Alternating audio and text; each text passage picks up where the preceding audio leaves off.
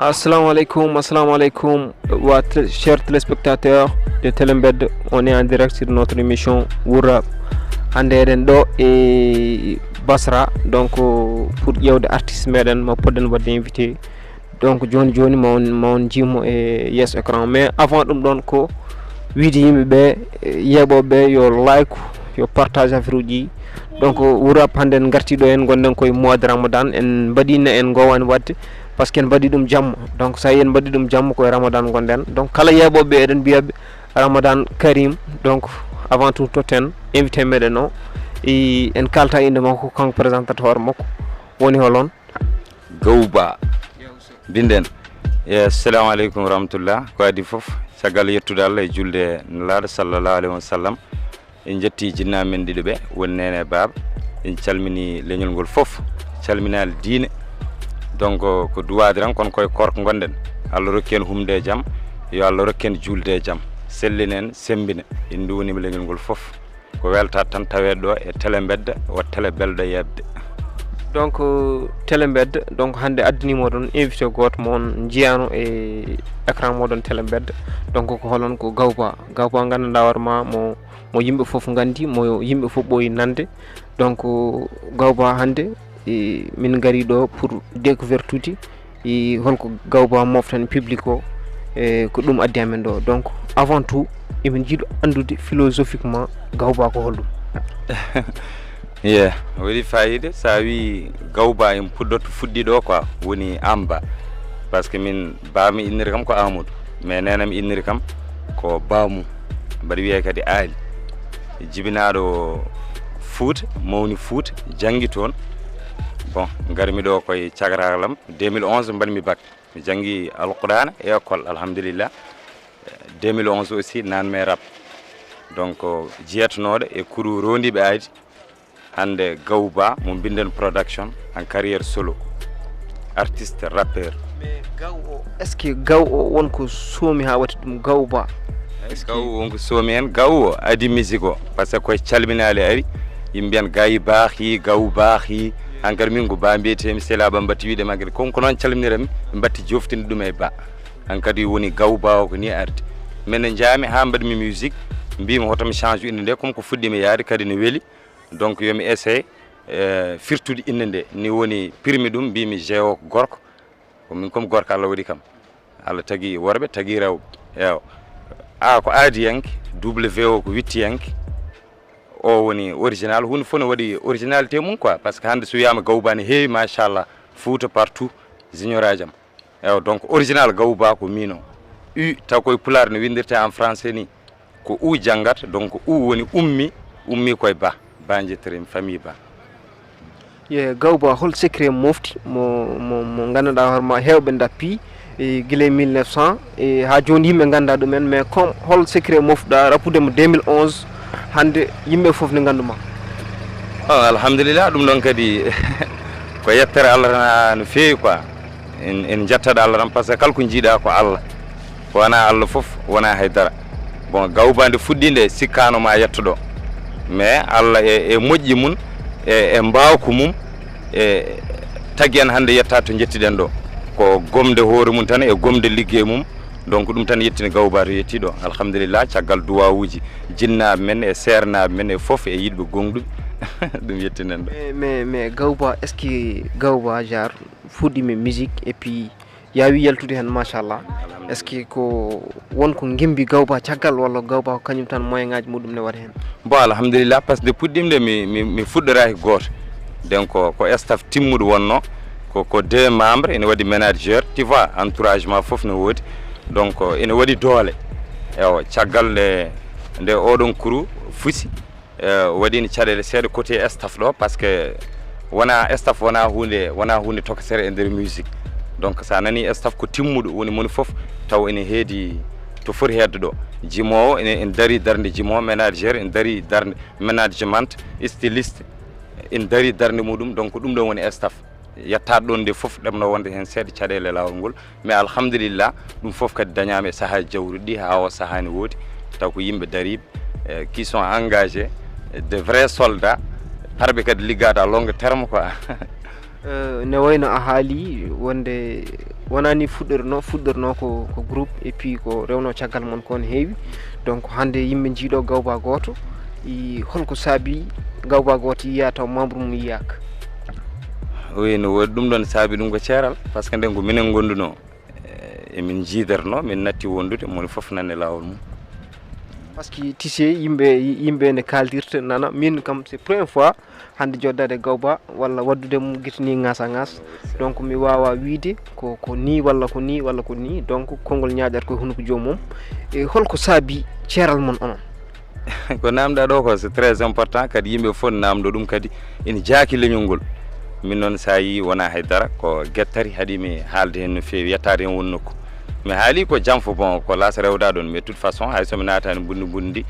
ko goko longue histoire ɗiɗi ene soofi ewa troisièmement eɗen mbawi wiide kadi ko yidde suturu quoi par ce que sa ƴeewi minen nde min gonnode komin tato wona min tan e las komin e las e DJ Sam minen puɗɗiti Sam menade jonno min anduɓe carrière rondiɓe addeɓe foof ne gandi ko tato min gonno quoi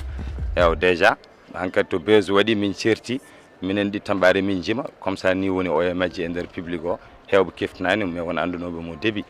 ewa ndu min gondine noon alhamdulillah ko yimetno ko foof son uɗɗi woni référent ngaji couple ji bindi ɗi foof alhamdulillah ko ina mi mbaɗatno ɗum min o windatno ɗum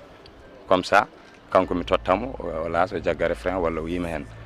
somin jii studio kadi instant donné kadi no musno par ce que hay temps pour o fawa hen ko probléme c'est vrai minen puɗɗiti mais mbaɗa hollannomo quoi début sa ƴeewi e gueɗe he Allah tan no waɗa wimtino oɗo tan hollan lawol mum mais taw onon foof oɗon mbawi liggotade oɗon mbawi yadude mon foof wonto wawi hedde tu vois non min liggortono oɗon instant ewa min ɓooyi liggade e oɗon domaine Sam noon yi ha yesso wi kanko il faut ko watta windude kanko las o watta windude o watta inspirade wona tan o jooɗo min mbaɗa adde référent ngaji couple ji comme ça omo yima quoi somin jii studio kadi dimo waɗa arrangé tout déjà fawde temps ko wullu tan comme ça arrangé ɗum ɗon addi probléme uji min hooram on instant mi heeɓino wiide dimo ga yo woppu ɗum ɗon yo woppu liggo comme ça hay somin mbaale studio walla min mbaɗi hen balɗe ɗiɗi yo yim comme ça wona kanko et puis fuɗɗoro noon quoi demain un jour viendra ma jomum wawa e foof ko ɗon caɗele gummi dimo no wi ɗum ɗon foof pour tan haw wawa famde quoi comme ça o abbo hen vu que c'est difficile ewa ko ɗen caɗele noon kanko e ménagére ɓe kewri hen probléme min ko jiimi e côté musique o chaque fois ɓe dugdat hen windu répète waɗni wattuni kanko wino min janggi arabe mais yi ha nder min tawi minen daɗimo hen par ce que minen janggi seeɗa machallah ewa min batti rokkudemo cours uji en français Sam watti rokkudemo cours uji ene hollam kadi seeɗa comment holno foti windirde taw ko pulaar quoi haw wawa débrouiller hen puɗɗima on systéme ewa sakkatno chaque fois noon o watta haydara watta effort ɓe dugda wiyam wona e jii concert son gasi tan DJ addu son tu vois waɗa acapella haalde publiquement ni dukoje gara yimɓe jahan tikkodiri gueɗe mbaɗo noon koye ɗiɗon jaaruji dir ko min somi faami wona e mawo jogdi probléme koye ménagére o walla koye ono min ha joni mi wawi widem ko min walla ko par ce que kanko jaaɗo waynaki o wiyanimi gaw o waɗi kam ɗum en certi walla kaari waɗi kam ɗum walla ɗum minen nde muuside nattiyade concert aji avance uji gara o ñama avance makko lelo minen min jah yimɓe donka famde cikko jam fo mi jaaren walla goɗɗum mi noddimo mi namdimon probléme makko laabi kewɗi o wi kam ko ala probléme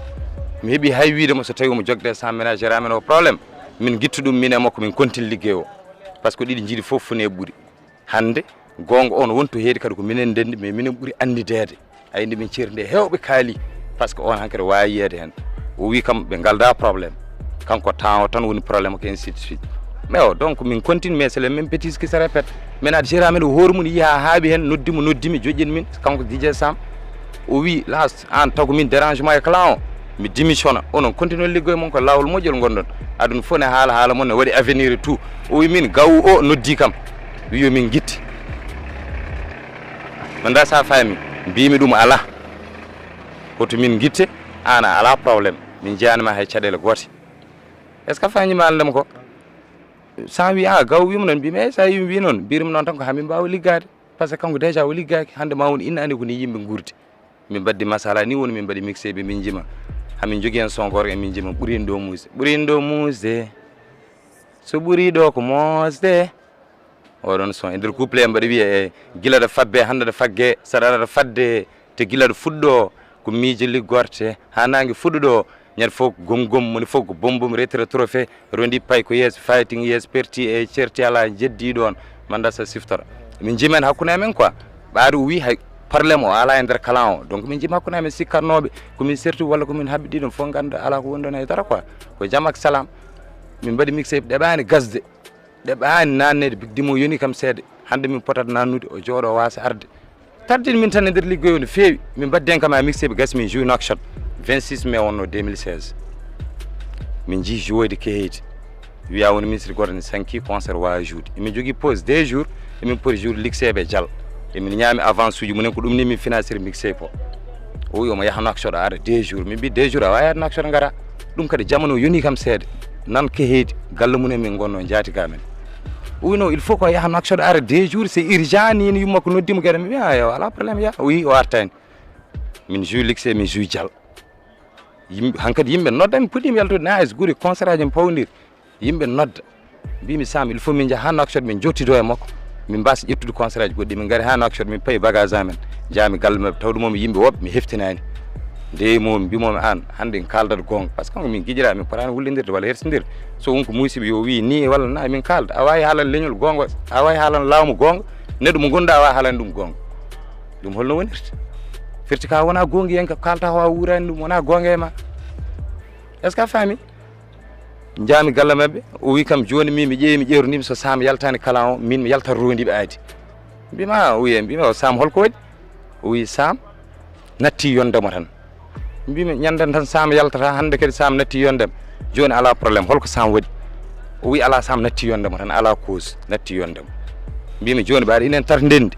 jeen ha jordden inen tar kaltiden kala ko Sam waɗi omo jooɗi o nana o reconnaisse erreur makko somo foti yaltude o yalta so fatani mbaɗi négociation mi continue gurdam men o wi o jodora koye Sam kanko yaltat tan so Sam yaltani mbimi wawi yaltinde ni Sam ha Sam tampi hen ƴiƴam mum mun fof 1000 ɗum ko inen ndendi ɗum hande hayso ko inen jimata par ce que gandira ko minen ndendi ɗum contrat so tawi ko 60 000 uguey so ari monami fof ko jeeyi ko 20 000 so min guitti 30 000 pour musique 30 000 ɗi moni fof jeeyi ko 10 000 ko minen ndendi mbeɗa sa fañima lam ko o jaɓani min joddo ni min jaltiri wona en 3 jours min nani son uji makko clash so muusi kam wona pour omo haala yam wa haalde yam ça veut dire que donc nden comme si ko an windanno comme si ko an addanno affaire uji fof e caggal ɗum donc en jii son uji makko ha heewi e ɗiɗon son uji donc j'espère que est ce que ko ronkunodemo windude wonno walla ko ne jirɗa ɗuma noon ɗin hankkadi min mi anda min déjà min gondani mi anda taw woni windanoɓe walla hollo effort mi anda ko waɗata par ce que mi waɗani ga wonko waɗi taw woɗi fayida ni walla yafum wona noon pour haysdagal walla haydara par ce que yimaka taw par ce que bindol ko ma sella quoi heddi ko noon liggey studio walla ɗum ɗo mi anda ɗum ɗon quoi mi anda donc wa cher téléspectateur donc wonno ko Gawba on nani ko fuɗɗi haalde donc ko yimɓe donkuno famde hen donc kankam wonko fuɗɗi famide yimɓeɓe ne leñolngol wawi muñirde par ce que yimɓeɓe ɓuuri foof nde nana Gawba e Las Vegas certi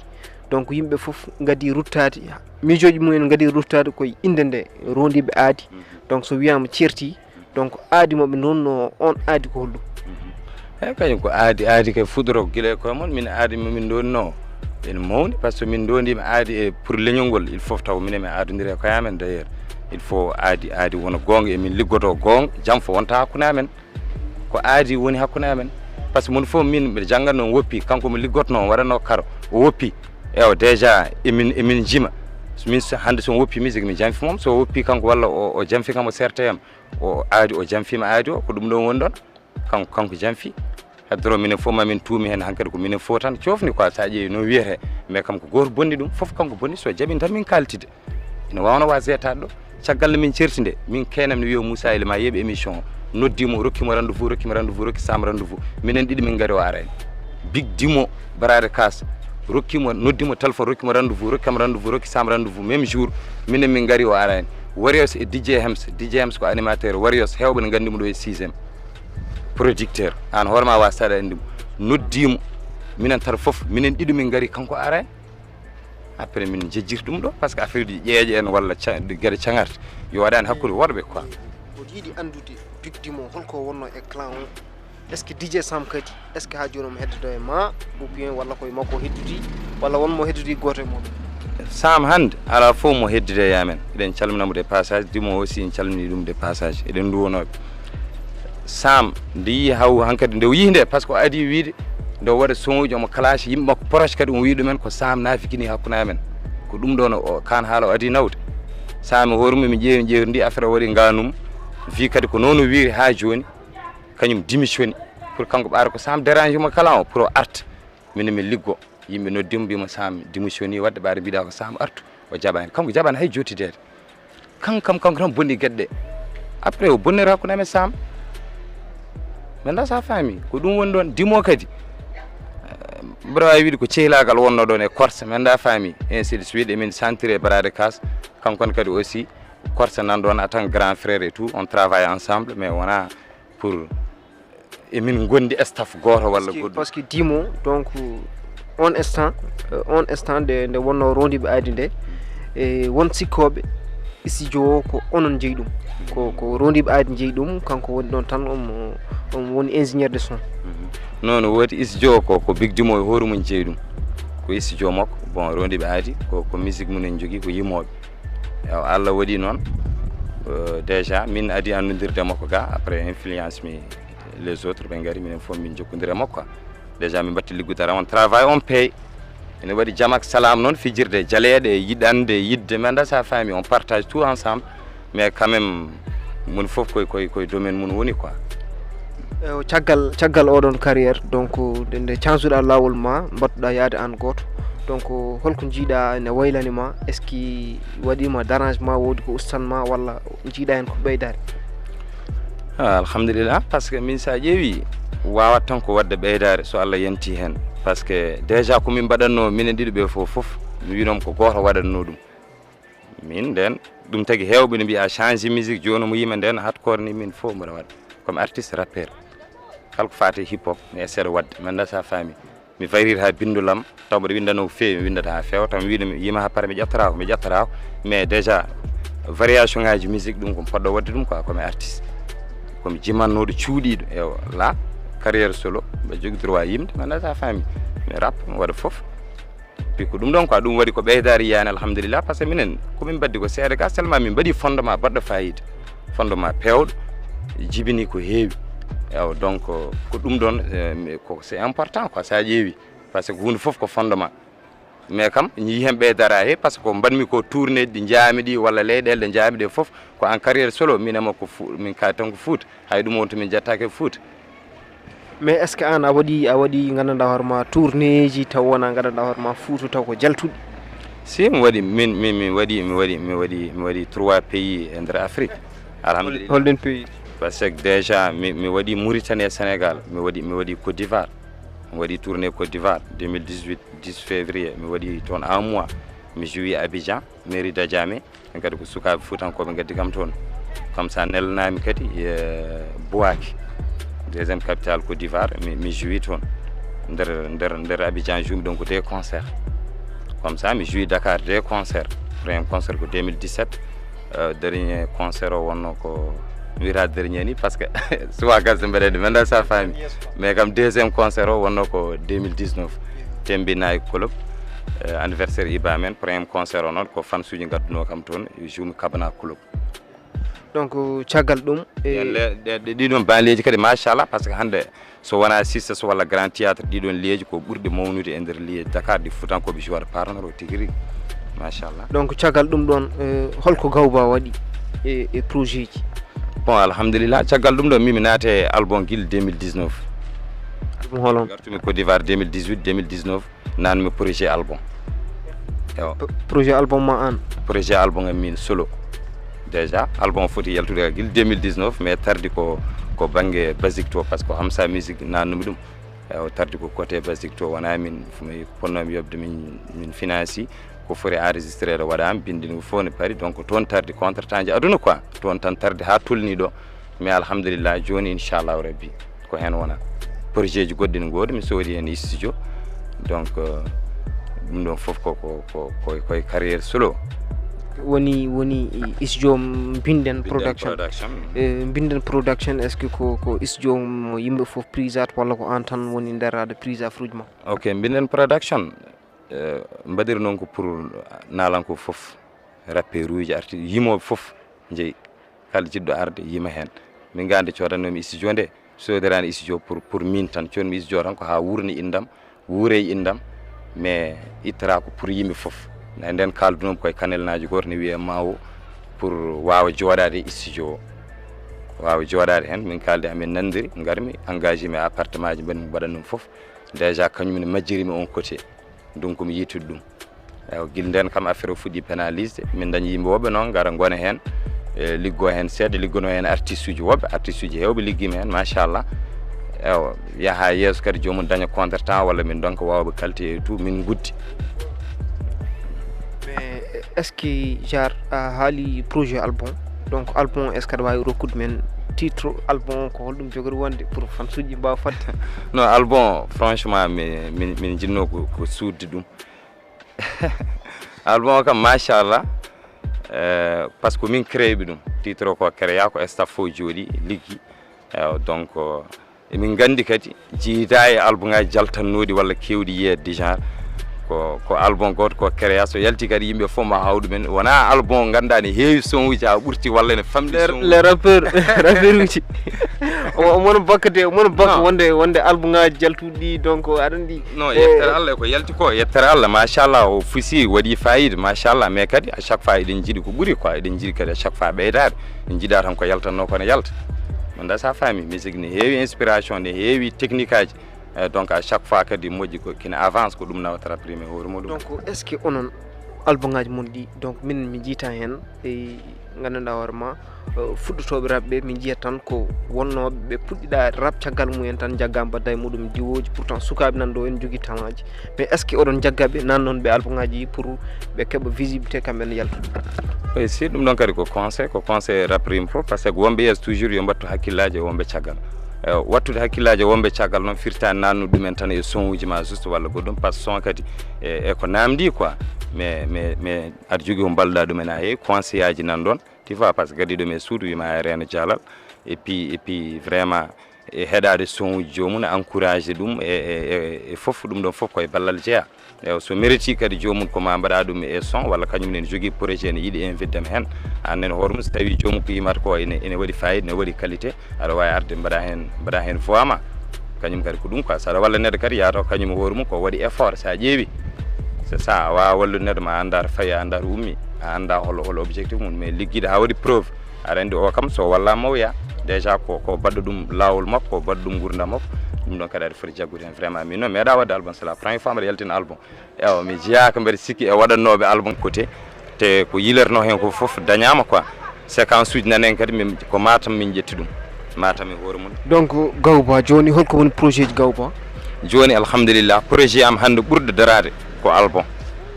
projet album hande ɓuuri darade ko wona ɗum ko inchallah emin jinno ga e yaltinde son goto par ce que 2021 avant Kork mais tardi seeɗa kadi côté Dahman to kanko jogui ligguey o kadi yo yimɓe paam des fois aɗa andi artiste jogui ko jimri mum mais ne jogo kadi yimɓe woɓɓe wonto keedi hen quoi comme de passage eɗen calmina Albatre woni mi ménageur am donc kañum ene jogui ligguey e nder staff o accro kañumne ko artiste en même temps ene jogui ligguey nder staff o nane e réseaux sociaux et ainsi de suite tu vois daahi ko styliste am nan ɗon ene liggo ɓeɗo foof monen foof wonta daari manda sa faami ko yimɓe dariɓe vraiment pour ligguey o wawa yarude yeeso des fois kadi aɗa liggodo yimɓe woɓe woni salide passage kalsa kadi hande min liggodiri e makko ene wawi tardude on côté ene wawi tardude ga ne wawi tardude ga mais wona wonde min jamma e ñalawma ko musique mbaɗami ɗum woni gurdam donc hayso tardi seeɗa hoto jomum en jogo hen won pensé ji walla won kulhuli yo gandu ko hulɓini arata. mais est ce que fans uji en mbawi fadde ɗaminade album e 2021 walla? si en mbawi ɗaminade ɗum hen inchallah album o kam ɓeydi tardin ɗum tan ko pandémie o oɗo saaha par ce que déjà min mbaɗi eppi goto 2019 min lanci ɗum ko gratuit min mbaɗi ɗum tan koye réseaux sociaux pour ruttude yiɗɓe teddugal et tout kadi e yakorade ne wonora promotion album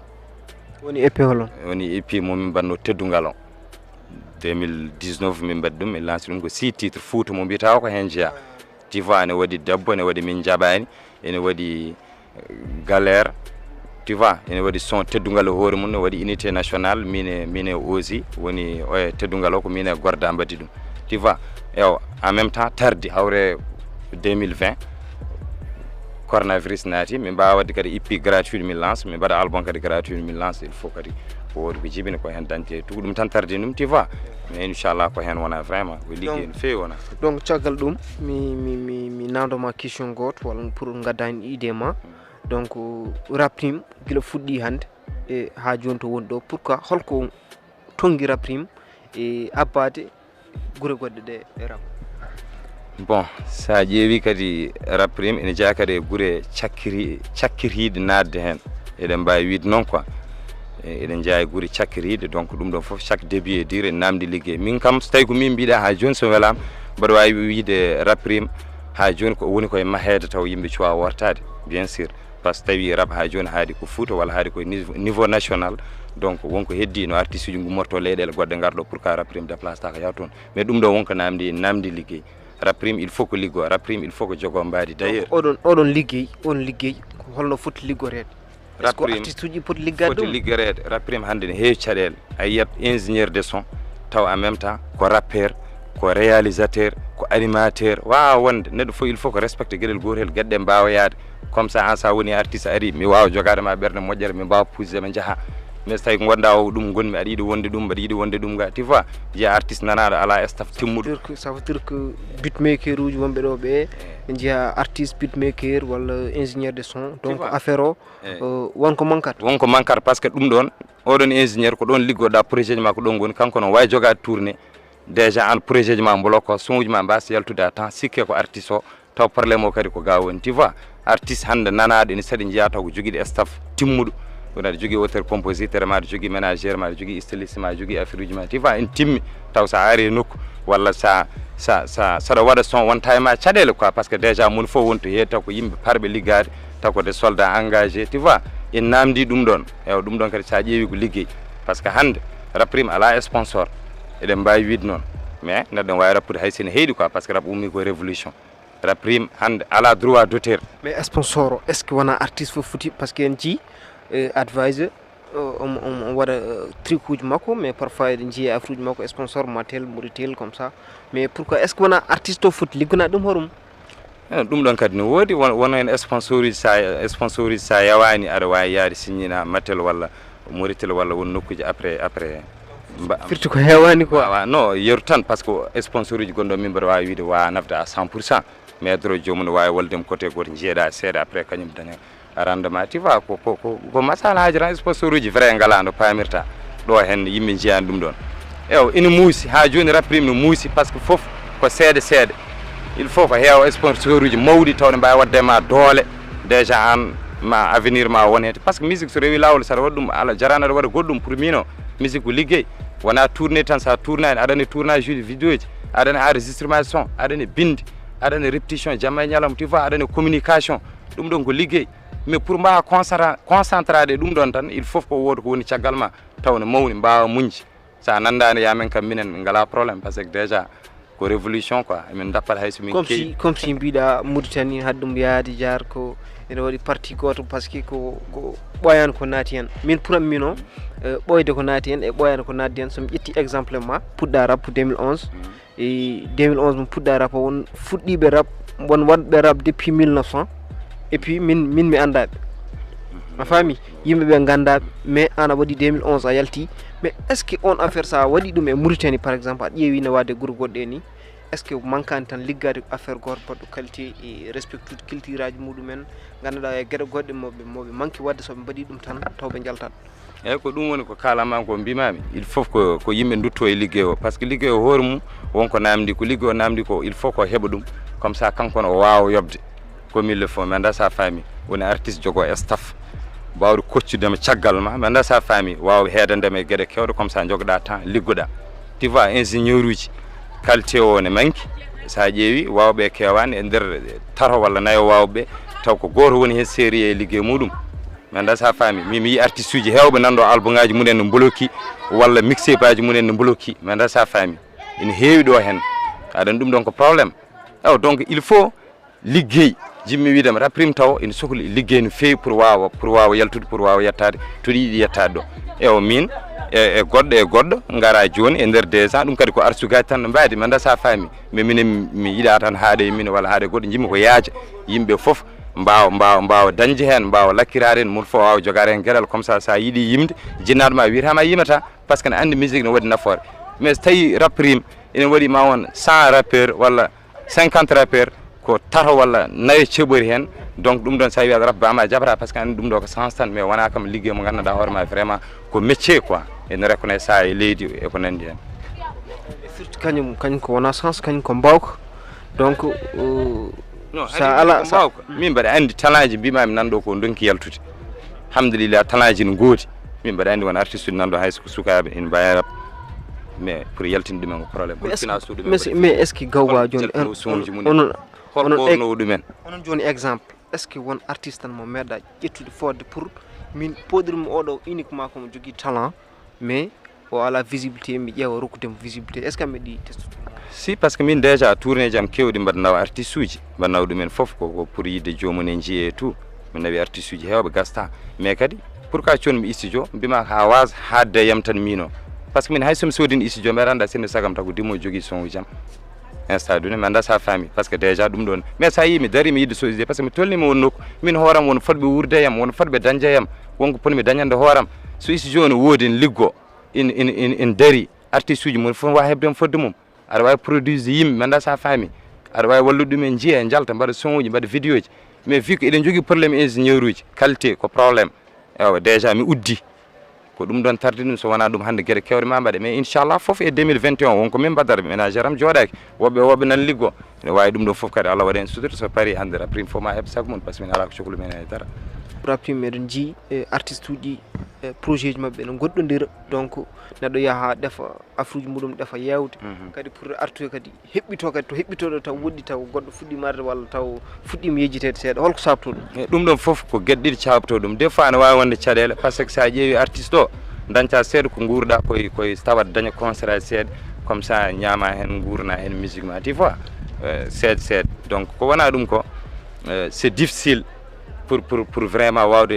liggade musique o tu vois par ce que wonko namdi vidéo ji baɗɗi qualité vidéo baɗɗo qualité ko haalis waɗat ɗum en namdi son baɗɗo qualité o haalis waɗat ɗum par ce que wonta tan mi ari ingénieur exemple dimo compose nami e série compose gasi il faut hammudo mo ara waɗe en hoddu so tawi ne namdi ɗum ɗon manda sa faami il faut goɗɗo ara wooda ko waɗi donc ɗum ɗon fof ko haalis woni ɗon sa ƴeewi ko liggey quoi ko wona ɗum ko ingénieur uji ɗi gona responsable uji ɗi manda sa faami ɓe kaaɗani tan wonde ingénieur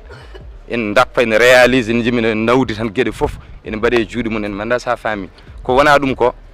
taw jomum wona responsable tan e liggey mum hayso tawi ko ingénieur tan waɗata bloque son uji artiste uji mbasa yaltude ta ɗeɗo gueɗe ɗiɗi jiimi kene adda yewede hakkude artiste e public muɗum mais wonta côté artiste o ko artiste uji liggo machallah kala to jiiɗa jomum nana winda nan doga ina tampa ne ƴeewa son uji mum ne jaltiri ene ƴeewa dandude public mum ne ƴeewa weltinde public mum anda sa faami ƴeewa hersina ɗum woni liggey mum kañum mais après wonko namdi a wona donc holko mbiyata ɓeɗon holko mbiyata ɓeɗon ɓe mbiyata ko kañum tardinta liggeyaji holko mbiyata fodɓe wallude ɓe bon fodɓe wallude ɓe yo mballu fodɓe yimde ɓe jima staff guila staff ko yimɓe foof mbiyata ma jiiye artiste o kañum yiyete kañum yimata mais anda sa faami mais ne anda wono wonɓe caggal makko est ce que a fañima aldam ko liggey o ko noon wawata yarude ɓen respecte liggey mumen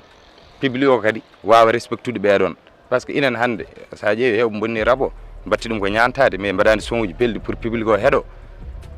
imagine manda sa faami musique normalement ko yo wel